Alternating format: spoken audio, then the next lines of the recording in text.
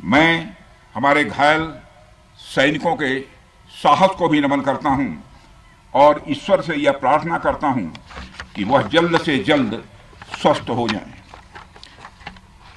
मेरे दोस्तों, इन विषम परिस्थिति में आप सबके बीच आज आकर मैं स्वयं को बहुत ही गौरवान्वित महसूस कर रहा हूं। हमारे प्रधानमंत्री माननीय नरेंद्र मोदी जी के कुशल नेतृत्व और मार्गदर्शन में ऑपरेशन सिंदूर के दौरान आपने जो कुछ भी किया है उस पर पूरे देश को गर्व की अनुभूति हो रही है। मैं अभी भले ही आपका रक्षा मंत्री हूं, लेकिन उससे पहले तो मैं भारत का एक नागरिक हूं। रक्षा मंत्री के साथ साथ मैं आज भारत के नागरिक के रूप में भी आप सबके प्रति आभार व्यक्त करने के लिए यहां मौजूद हूं। पहलगाम हमले के बाद हमारे जम्मू कश्मीर की जनता ने पूरी एकजुटता के साथ और पाकिस्तान और साथ ही साथ आतंकवादियों के प्रति जिस प्रकार से अपने गुस्से का इजहार किया है, मैं जम्मू कश्मीर की जनता का भी अभिनंदन करता हूं। मेरे साथियों, आपकी उस ऊर्जा को महसूस करने आया हूं जिसने दुश्मनों को नष्ट नाबूद कर दिया है। आपने जिस तरीके से सीमा के उस पार पाकिस्तान की चौकियों और बंकरों को आपने ध्वस्त किया, दुश्मन मैं समझता हूं उसे कभी भूल नहीं सकता। आपने देखा होगा कि आमतौर पर लोग जोश में होश खो देते हैं, लेकिन आपने जोश भी रखा, होश भी रखा और सूझबूझ के साथ दुश्मनों के ठिकानों को आपने बर्बाद किया है। आज मैं यहां रक्षा मंत्री के साथ साथ एक मैसेंजर के रूप में भी आप सबके सामने मौजूद हूं।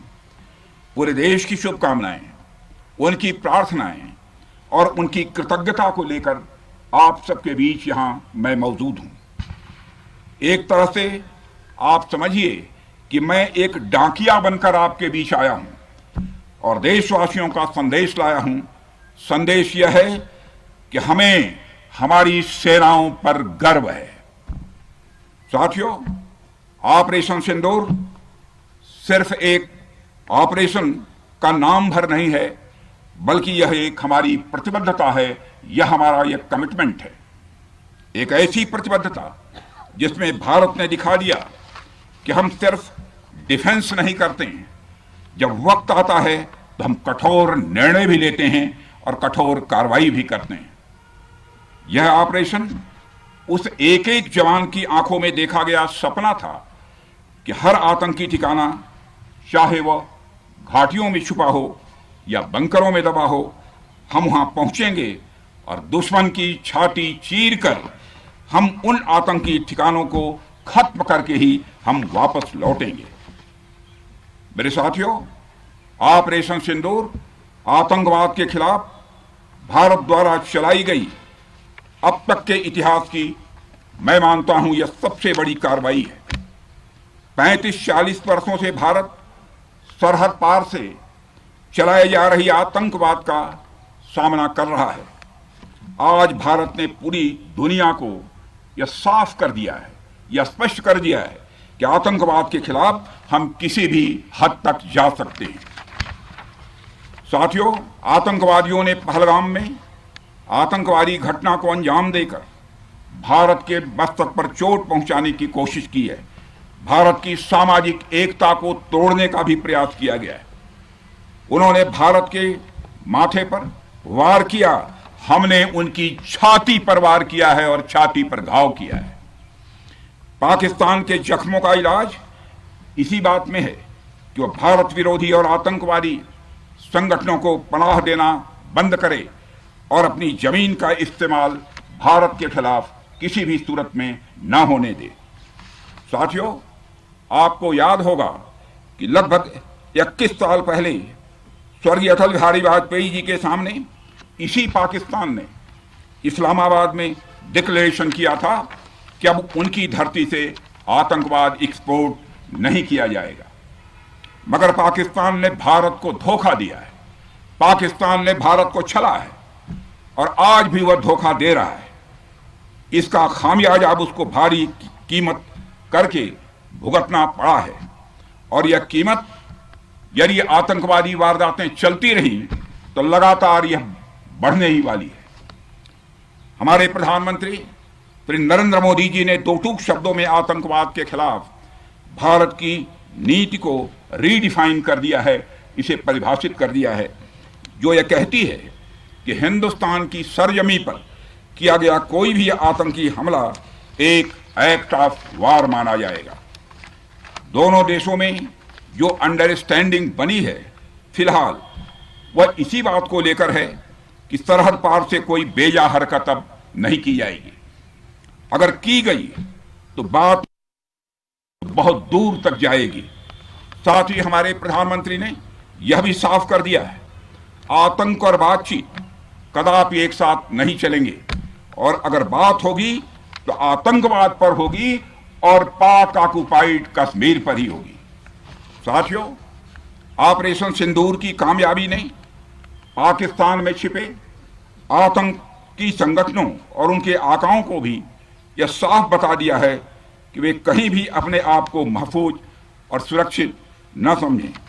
अब वे हमारे बहादुर भारतीय सेनाओं के निशाने पर हैं। दुनिया जानती है हमारी सेनाओं का निशाना अचूक है और वो जब वो निशाना लगाते हैं तो गिनती करने का काम वह दुश्मनों पर छोड़ देते हैं। साथियों, आज आतंकवाद के खिलाफ भारत की प्रतिज्ञा कितनी कठोर है इसका पता इसी बात से चलता है कि हमने उनके न्यूक्लियर ब्लैकमेल की भी परवाह नहीं की है। पूरी दुनिया ने देखा है कि कैसे गैर जिम्मेदाराना तरीके से पाकिस्तान द्वारा भारत को अनेक बार एटमी धमकियां दी गई हैं। आज श्रीनगर की धरती से मैं पूरी दुनिया के सामने यह सवाल उठाना चाहता हूं कि क्या ऐसे गैर जिम्मेदार और रोग नेशन के हाथों में परमाणु हथियार सुरक्षित हैं? मैं दुनिया के सामने यह सवाल खड़ा करना चाहता हूं। मैं मानता हूं कि पाकिस्तान को IAEA international atomic energy agency की निगरानी में लिया जाना चाहिए। मैं यह कहना चाहूंगा और साफ तौर पर कहना चाहूंगा। साथियों, हमारी सेनाओं हमारी सीमाओं पर अपनी मातृभूमि की रक्षा के लिए जिस तरह से आप सभी बिना रुके बिना थके दिन रात लगे रहते हैं वह अपने आप में अद्भुत है और अद्वितीय भी है। आपकी यही बातें हम सब भारतीयों के लिए मार्गदर्शक का कार्य करती हैं। यही कारण है कि मैं हमेशा आपसे मिलने के लिए उत्साहित रहता हूं ताकि आपके अंदर की ऊर्जा से हम सब भी कुछ प्रेरणा ले सकें। साथियों, आतंकियों ने पहलगाम में धर्म पूछकर हमारे निर्दोष लोगों को मारा।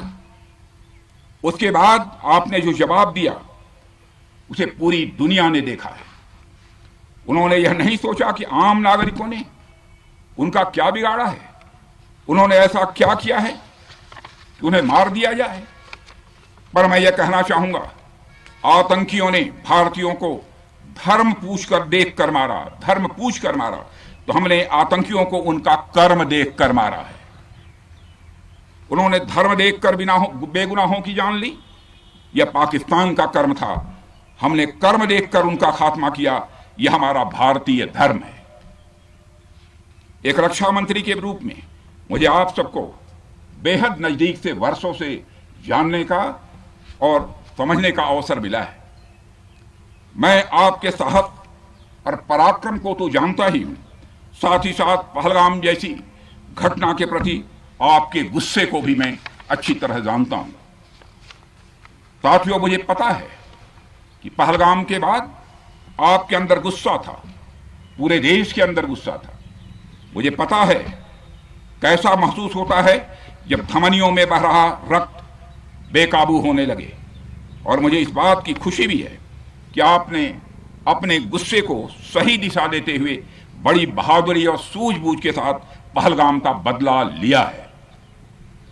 रही बात पाकिस्तान की, तो उसकी बात ही क्या करूं आपसे। वह देश तो मांगते मांगते अपनी जहालत से एक ऐसी हालात में आ गया है कि उसके बारे में यह भी कहा जा सकता है कि पाकिस्तान जहां भी खड़ा होता है वहीं से मांगने वालों की लाइन प्रारंभ हो जाती है।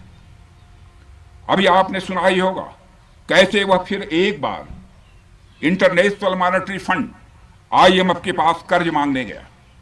वहीं दूसरी तरफ हमारा देश है कि हम आज उन देशों की श्रेणी में आते हैं जो IMF को फंड देते हैं ताकि IMF गरीब देशों को कर्ज दे सके। ऐसी स्थिति में हमारा यह भारत है। रामचरितमानस में स्वामी तुलसीदास जी ने लिखा है, जहां सुमतितः संपत्ति नाना, जहां कुमतितः विपत्ति निदाना। यानी जहां सुमति होती है, अच्छी नीतियां होती हैं, वहां सुख और समृद्धि होती है, और जहां कुमति होती है, बुरी मति होती है, केवल दूसरों के हित की भावना होती है, वहां तरह तरह की विपत्तियां स्वाभाविक रूप से आती ही हैं। पाकिस्तान जिसका जीता जागता यह उदाहरण है। साथियों, भारत के बारे में पूरी दुनिया यह बात जानती है कि हमने हमेशा शांति को प्राथमिकता दी है। हम आमतौर पर युद्ध के समर्थक कभी नहीं रहे, लेकिन स्थितियां जब इतनी विकट हो जाएं, जब देश की संप्रभुता पर आक्रमण होने लगे, तो जवाब देना यह आवश्यक हो जाता है। राष्ट्रकवि रामधारी सिंह दिनकर जी की पंक्तियां आपके सामने रखना चाहूंगा। रुग्ण होना चाहता कोई नहीं, रुग्ण होना चाहता कोई नहीं, रोग लेकिन आ गया जब पास हो तिक्त औषधि, कड़वी औषधि। तिक्त औषधि के सिवा उपचार क्या, शमित होगा वह नहीं मिष्ठान्न से। यानी कोई बीमारी अगर लग जाए तो वह मिठाई से दूर नहीं होती है, उसके लिए कड़वी दवा ही काम करती है। इसलिए आतंकवाद जैसे रोग के लिए भी ऑपरेशन सिंदूर जैसी दवा की बड़ी जरूरत हो गई थी। साथियों, पूरे देश में हमारी सेनाओं को और हमारे सैनिकों को एक सम्मान की दृष्टि से देखा जाता है। एक सशक्त राष्ट्र वही होता है जो अपनी सेनाओं को सम्मान के साथ साथ आधुनिक हथियार और साजो सामान भी दे जिसकी उसे जरूरत है। मुझे गर्व है कि आज प्रधानमंत्री जी के नेतृत्व में सरकार हमारी सेनाओं के लिए यह सब सारा काम कर रही है। हमने यह सुनिश्चित किया है कि हमारी सेनाएं हर परिस्थिति के लिए तैयार रहें। और मैं यहाँ पर army chief general Upendra Dwivedi ji को भी बधाई देना चाहता हूँ, क्योंकि बार बार मेरी चर्चा होती रही है और बार बार मैं यह पूछता हूँ कि जो भी आवश्यकताएं हैं उन आवश्यकताओं को पूरा करने के लिए हम पूरी तरह से तैयार हैं। और इसलिए इसके लिए हम वर्ल्ड क्लास बेहतरीन गुणवत्ता वाले साजो सामान अपनी सेनाओं को देने की कोशिश कर रहे हैं। आज आधुनिक राइफल्स, मिसाइल डिफेंस शील्ड और ड्रोन्स जैसी नई पीढ़ी के कई इक्विपमेंट को तेजी से भारत में ही बनाया जा रहा है। साथियों, इसके अलावा सीमावर्ती इलाकों में हमने जो काम किया है वो आप सब देख रहे होंगे। आज LAC और LOC पर भी कनेक्टिविटी है, वैसी पहले शायद कभी नहीं थी। हमने हर स्तर पर यह दिखाया है कि हमारी सरकार केवल युद्ध भूमि पर ही नहीं बल्कि व्यक्तिगत रूप से और पारिवारिक रूप के साथ अपने सेना के जवानों के साथ खड़ी है। साथियों, अंत में एक बार फिर आप सभी को आपके शौर्य और पराक्रम के लिए हृदय से हार्दिक बधाई देता हूं। मैं आपको यह आश्वासन देता हूं कि हमारे प्रधानमंत्री जी के नेतृत्व में देश की सरकार और देश की जनता हर कदम पर, हर स्थिति में आपके साथ कंधे से कंधा मिलाकर खड़ी है। मुझे पूरा विश्वास है कि आपके सहयोग से हम इस पूरे क्षेत्र में आतंकवाद का समूल नाश करेंगे, ताकि कल को कोई भारत की संप्रभुता के खिलाफ आंख उठाने की हिमाकत न कर सके। इसी आशा और विश्वास के साथ आप सबके शौर्य और पराक्रम की सराहना करते हुए और आप सभी को अपनी हार्दिक शुभकामनाएं देते हुए अपना निवेदन समाप्त करता हूं। बोलिए जय हिंद, जय हिंद। यहाँ का घोष वाक्य